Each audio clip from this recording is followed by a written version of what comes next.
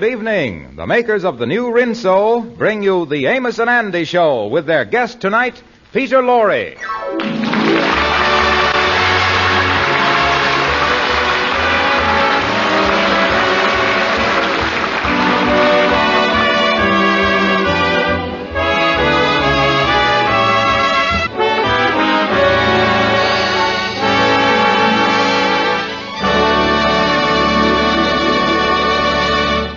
To a lot of people, an auction sale is a very serious business. But to Andy, it's just another way of keeping himself occupied without resorting to that distasteful thing called work. Andy has just returned from one of these auctions now, and he's in his office talking to his friend Amos and the Kingfish. So you've been at one of them auctions again, ain't you, son? Yeah, but this time I done bought something. What did you buy, Brother Andy? I don't know, but I paid $5 for it. Oh, $5? Yeah. How come you pay $5 for something that you don't know what it is? Well, Amos, you know how they works it at these auctions. You bids, you bids by nodding your head. Uh-huh. Well, the auctioneer man put this thing up just as I was dozing off, and he say, who'll bid $5? My head kind of dropped down. He say, you got it. Yeah, and you done dozed yourself right out of $5 there. That's what you done. Yeah. Hey, Lightning, bring it right in here. Yeah, what has he got there? I'll help you with it, Lightning. Set it right down here. Y'all just kind of steady it there for me, Miss Amos, if you will. Okay, Lightning, you can go now. You promised to pay me 50 cents for this, Miss Andy. Yeah, well, send me an itemized statement of the whole business. But, Miss Andy, you can't itemize one item. Andy, you mean to say you paid $5 for that old steamer trunk? What is in it? Well, that's what I don't know. You see, fellas, instead of going to one of them regular auctions, I went to one of them railroad auctions where they sell what they call unclaimed baggage. Oh, yeah, and I know what you mean, where you don't know what's inside of nothing, and neither do the railroad company. Yeah, that's right. I ain't been able to open it yet because it's got them steel bands around it, and on top of that, it's locked and there ain't no key for it. Mm-hmm. Tell me this, Andy. Why did you buy something like that? You ain't got so much money that $5 don't mean nothing to you. Wait a minute, though, Amos. You can't tell nothing yet till he opens the trunk. His whole future might be inside there. Yeah, that's right, Amos. My whole future might be right in that steamer trunk. Who knows what's in there? Well, it seems to me the thing to do then is to see what's inside the trunk.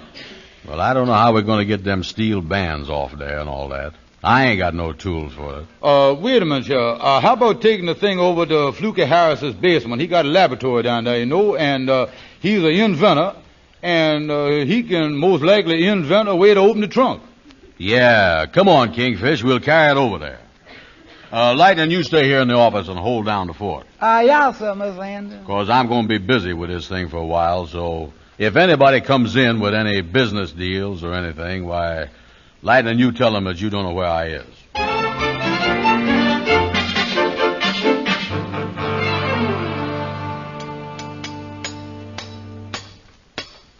How you coming there, Fluky? I'm coming along pretty good with the thing, Miss Andy. Listen, Fluky, we ain't paying you, for the time that you were spending on hammering your thumb there. Yeah, well, I think I got it here, fellas. All I got to do now is a little prying here. Yeah, there we is. That's got it. Yeah, boy, that was some job. Now, what about the lock? Yeah, can you open that, Fluky? Yeah, well, I'll try. Kingfish, look in my scientific equipment there in the box and see if you can find me a hairpin.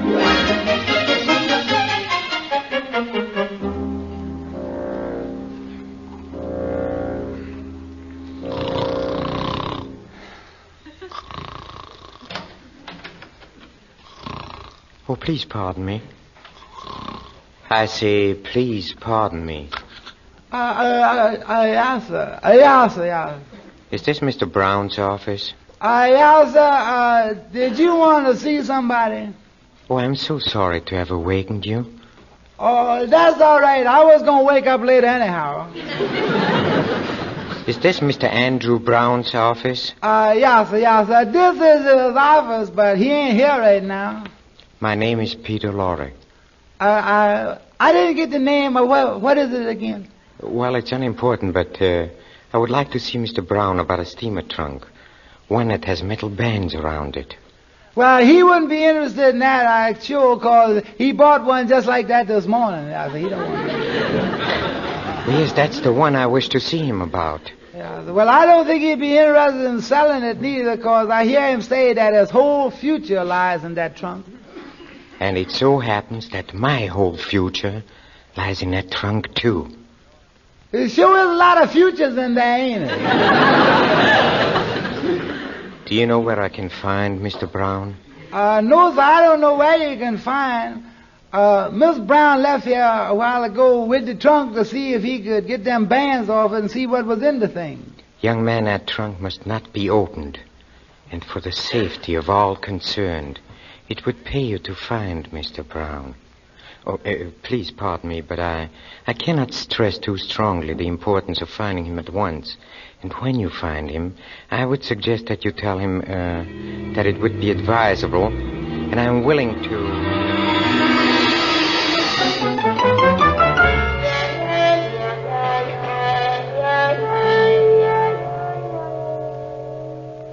Fluky, you ain't getting nowhere with that hairpin. Yeah, Fluky, ain't you got a skeleton hairpin round here that will fit any lock? Well, I tell you, fellas, I'm doing the best I can. Don't forget that the whole principle of a lock is to keep people out. And it just so happens that this lock is making a good job of it. Oh, look, Kingfish, maybe you better go out and get a locksmith somewhere. All right, Andy. That's what I'll do. I'll go out and try to dig up one. See you in a little while, fellas. I'll get on up the steps. Be sure to get a good locksmith, too. Well, Lightning, what you doing over here? I was just going down to see in Fluky's basement. Is Mr. Andy down there with Fluky? Yeah, he's down there. What you want to see him about, Lightning? Well, a man come to the office to see him about the trunk. There's some reporting stuff. I got to tell Mr. Andy about it right away. Oh, there is, huh? Now, don't rush. Just take it easy. What you got to tell him?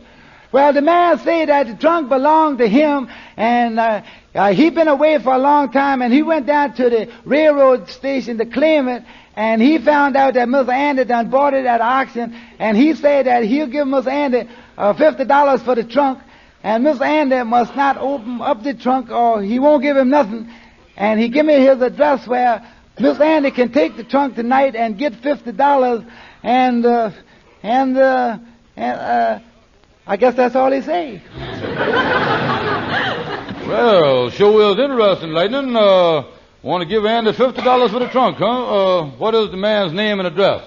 Well, I didn't get his name, but here's his address fit on a piece of paper right here. Thank you, Lightning. I'll tell Andy about it. Wait a minute, though. I was supposed to find Mr. Andy and tell him right away. He got to be told fast. Yeah, I know he's got to be told fast, but you is a slow talker, and that's the trouble. Yeah, I ought to be the one to tell him, because I is a fast talker. 1, 2, 3, 4, 5. Look at that.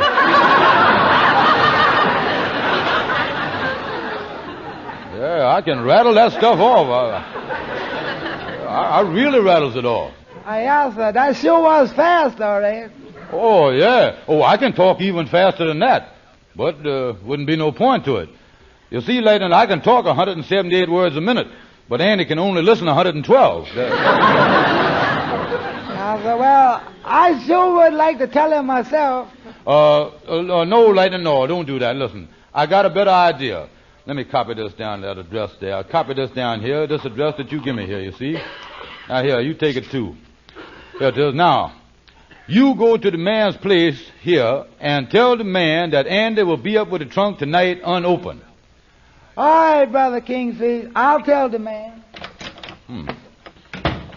$50, huh?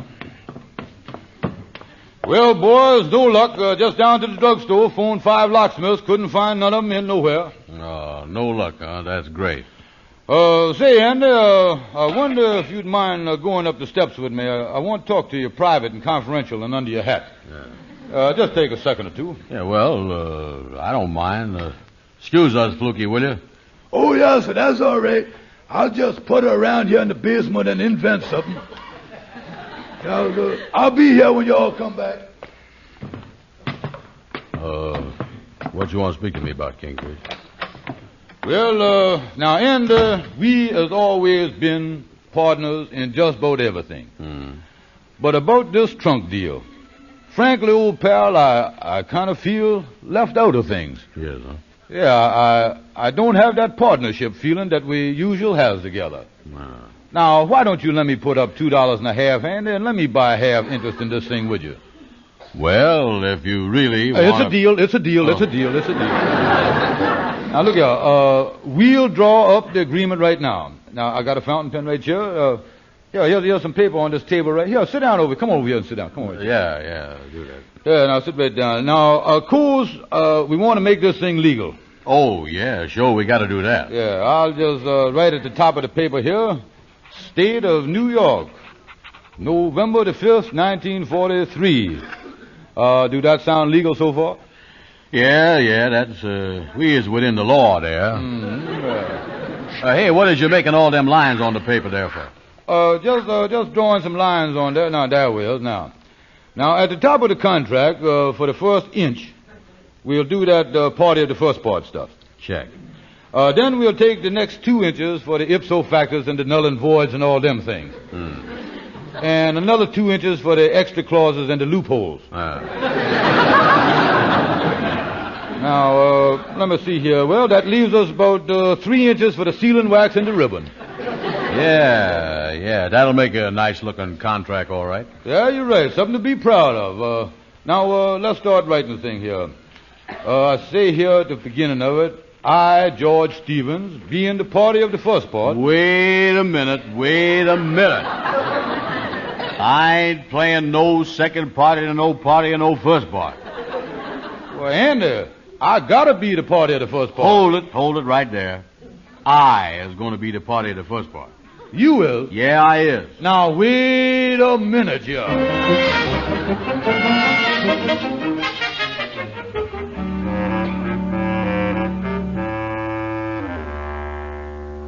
Well, Andy, I was very happy that these contracts is all drawn up and signed.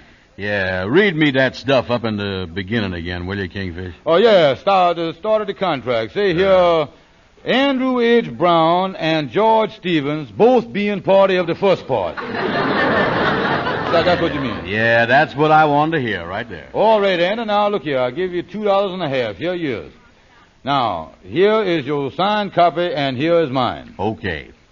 Now, let's get back down in the basement and see what we can do about opening that trunk. Oh, Brother Andy, I'm glad you mentioned that.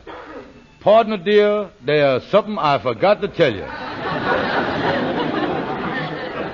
It just slipped my mind. Yeah. I got a feeling that I just bought $2.50 worth of bad news. Oh, no, it's good news, Andy, good news. Oh, yeah. Now, listen. The man that owns the trunk is done traced it to us and is done offered us $50 for it.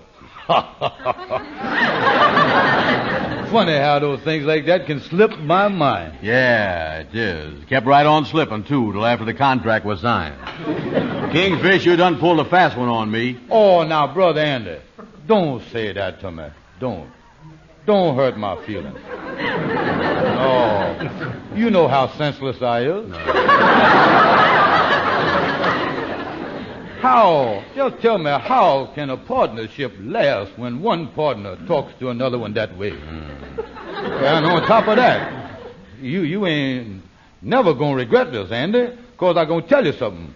I done already figured out a way how we gonna get more than $50 for the trunk. Yeah?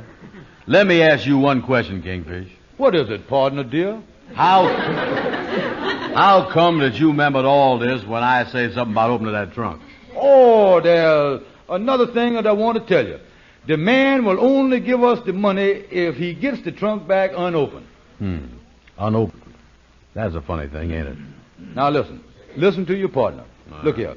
We gonna take the trunk up to the man tonight. But first, we is going up to your room at the boarding house and get dressed up. 'Cause I is got an idea.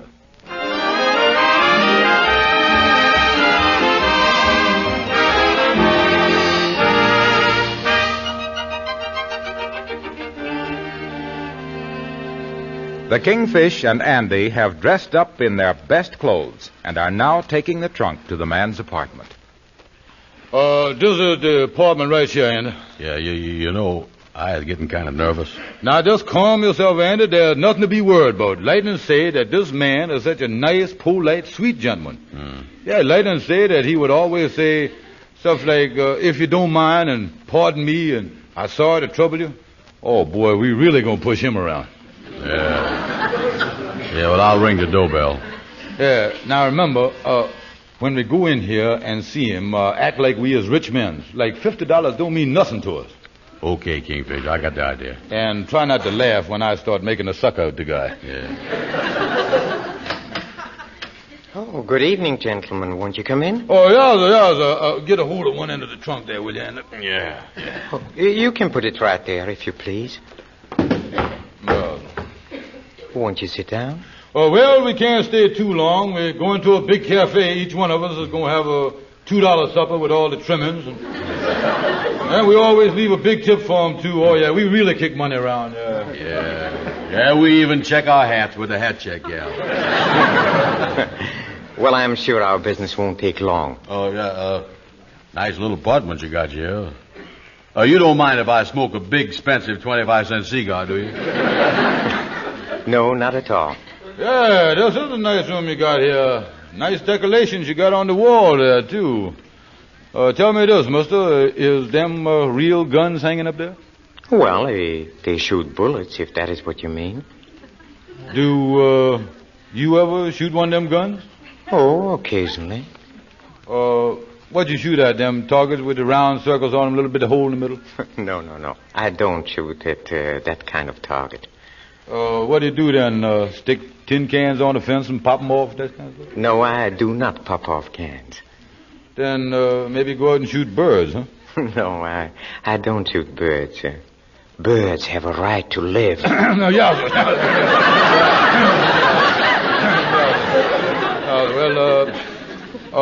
What else is there to shoot?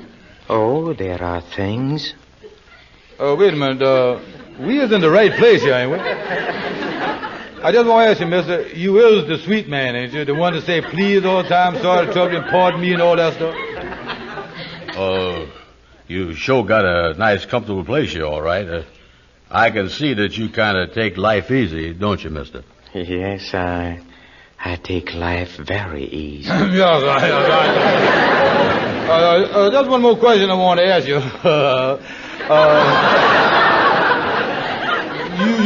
You know how people is always joking. You was kind of a kid, ain't you? You know, I mean, a lot of things you say don't mean... you joke a lot and all that stuff, don't you? Well, I do have my lighter moments. Yeah, that's what I thought, yeah. Now, let's get down to business. Oh, that's an excellent idea. Of course, I assume you haven't opened the trunk. No, sir. No, sir. We don't know what's in there. Very good. Now, according to our agreement, I'll pay you $50 and you leave the trunk here. Just a minute now, Mother. Just a minute there. Hold yourself there. We is done seed by now, and you is done seed that we is rich men. Now, after all, we is going to have the $2 supper after we leave here, and they're going to smoke another 25-cent cigar. Yeah. What are you trying to say? We just trying to tell you that $50 don't mean nothing to rich men like us. Oh, I can see you want more money. Yes, sir. We want $65. All right, I'll be very happy to pay you $65. In that case, we want $75. All right, let's make it $75. No, we want $100. We want $100. I do not like bickering. It disturbs me. Well, now, wait just a minute here. This is a free country, and we as American citizens, and we got a right to bicker if we want bicker. Yeah, we want $100. And I must ask you again not to bargain with me, because it sometimes makes me do things that I'm very often sorry for. Well, we is standing our ground. $65 or nothing. Then it will be nothing.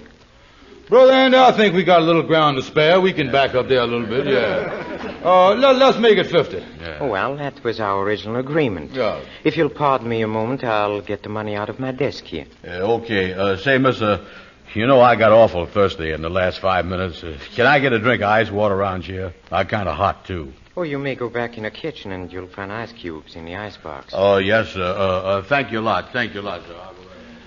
That's $50 that you was getting there. Is that right, mister? Yes, it is. And I know that you would rather have it in cash than a check. Oh, yes, sir. Cash don't keep bouncing back on you. Yeah. That's very true, and it's very fortunate that Don't make a move, anybody. We're police officers. Keep them covered, boys. What is the meaning of this intrusion? Never mind the small talk, Laurie. We finally caught up with you in that trunk. Put the cuffs on him, Joe. Wait a minute now, gentlemen. Look here. Now, don't try to revolve me in this thing. I give you my word, mister. I don't even know what's in the trunk.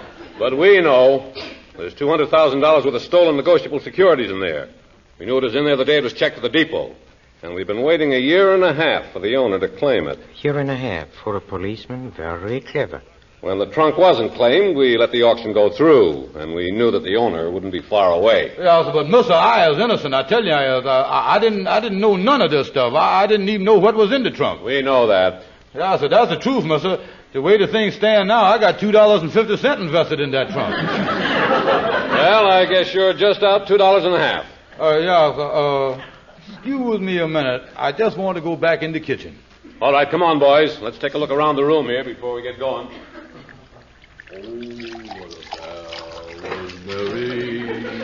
Oh, what a pal was Mary. Brother Andy, ain't you got that glass of water yet? Oh, I having trouble with these ice cubes. I done busted my fingernail and everything else. You want a glass? No, thank you. Partner, dear, there's something that I want to talk to you about. My conscience has been gnawing at me. Oh, sure enough? About what? It's been saying to me, Kingfish, you ain't got no right to half interest in that $50. That money ought to all belong to Andy. No fooling. Is that what your conscience has been saying to you?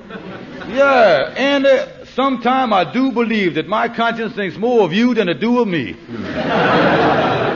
Yeah, well, tell you the truth about this thing, you really is done pulled a fast one on me this afternoon. Yeah, I know I done pulled one on you, Andy, and that's why I want to unpull it right now.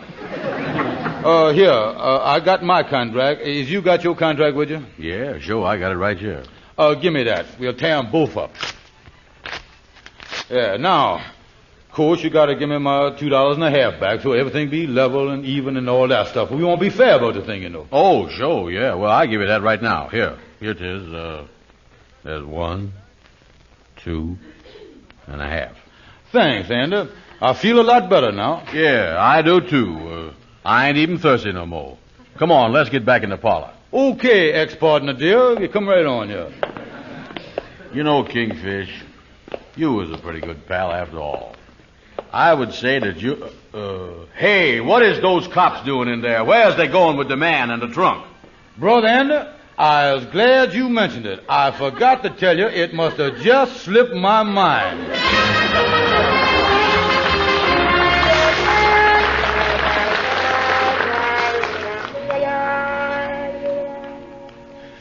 You say you ain't got no idea, Amos, why they wanted Andy to come down here to the police station, is you?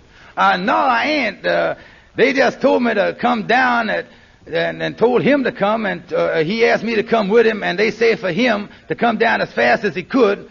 So I come down with him here. He's in the room there now with the police, I think. When I heard that y'all was down here, well, I figure I better come right over here, too, to make sure that Andy don't tell him that I know nothing about this trunk mess. Oh, in other words, Kingfish, you want to make sure that you is clear of the thing, don't you? Yeah. I don't want to be implicated with that trunk. Of course, if Andy go to jail on account of it, I'll be glad to visit him and bring him some hot soup and things like that, you know. Yeah, I know. Look, here comes Andy out the room now. Yeah, maybe they're going to let him come out and say goodbye to us. Well, hello, fellas. Hello there. Listen, Brother Andy, you didn't revolve me in this thing, did you? Oh, no. You was in the clear, Kingfish. Oh, that's great. I know that you would protect me. Say, wait a minute. What is that money you got there in your hand? Ex-partner, dear. I am glad you mentioned that. But the reason I come down here was to collect this reward. It must have just slipped my mind.